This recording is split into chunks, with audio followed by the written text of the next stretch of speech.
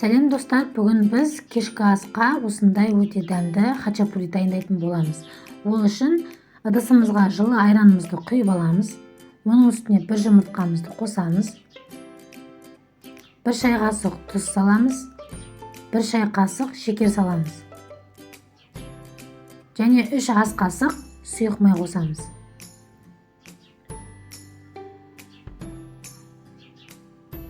Осының бәрін венчиктің көмегімен бірінші жақсылап араластырып аламыз.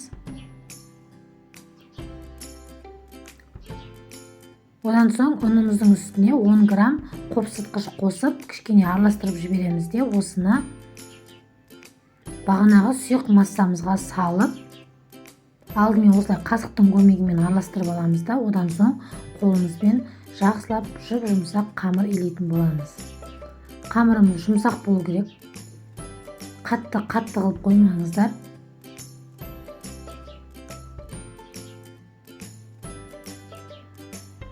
Қамырымызды илеп болған соң, бетін салафанмен жауып, үстіне матамен жауып, кішкене 10 минутқа тұндырып қоямыз. Қамырымыз тоңғанша біз ірімшігімізді үкіштен өткізіп аламыз. Менде осындай сулугуни ірімшігі, осыны үкіштен өткізіп алдым. Одан соң оның үстіне 1 дана жұмыртқа қосамыз. Жарты шай қасық тұз қосамыз. Осыны жақсылап араластырамыз. Алдымен қасықпен араластырып алып, одан соң қолымызбен жақсылап мыжып араластырамыз. Осы ірімшігімізді 4 бөлікке бөліп, дөңгелектетіп жасап шығамыз. Өйткені біздің қамырымыздан 4 дана хачапури шығады.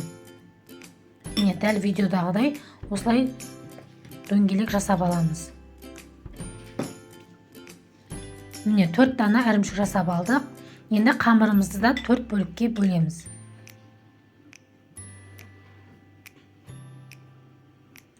Әр бөлігін дөңгелетіп шығамыз. Дәл видеодағыдай кішкене ұн сеуіп жібереміз осы жерде.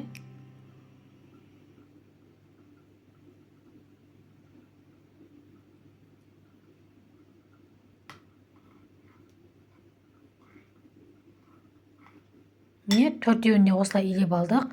Осыдан соң шетінен бір қамырымызды алып, кішкене осыны дөңгелегін үлкейтіп жайып шығамыз. Осы жерде ұн барынша сеппеген дұрыс. Өйткені біз ортасына ірімшігімізді салып түйеміз. Сол кезде жақсылап түйілу үшін ұнды аз сепкен дұрыс. Сол кезде біздің ірімшігіміз шығып кетпейді, жақсылап бекітілетін болады. Міне осылай салып шығамыз. Одан соң енді ұн сеуге болады. Кішкене ұн сеуіп, қамырымызды ұнға аунатып аламыз да, қолымыздың көмегімен үстінен кішкене басып жіберіп, одан соң оқтаудың көмегімен жаямыз.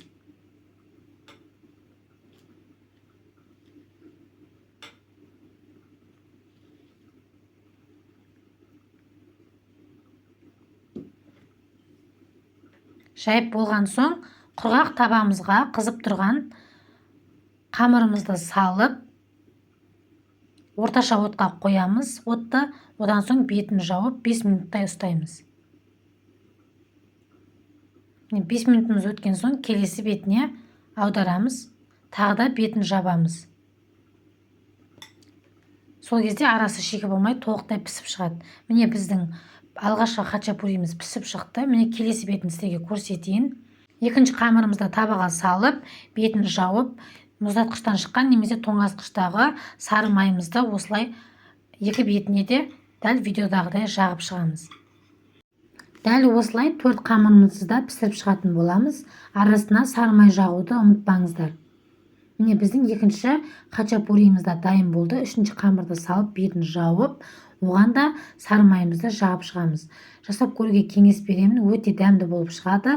Балаларыңыз, жолдасыңыз сүйсініп жейтін болады. Астарыңыз дәмді болсын. Келесі видеоларда кездескенше.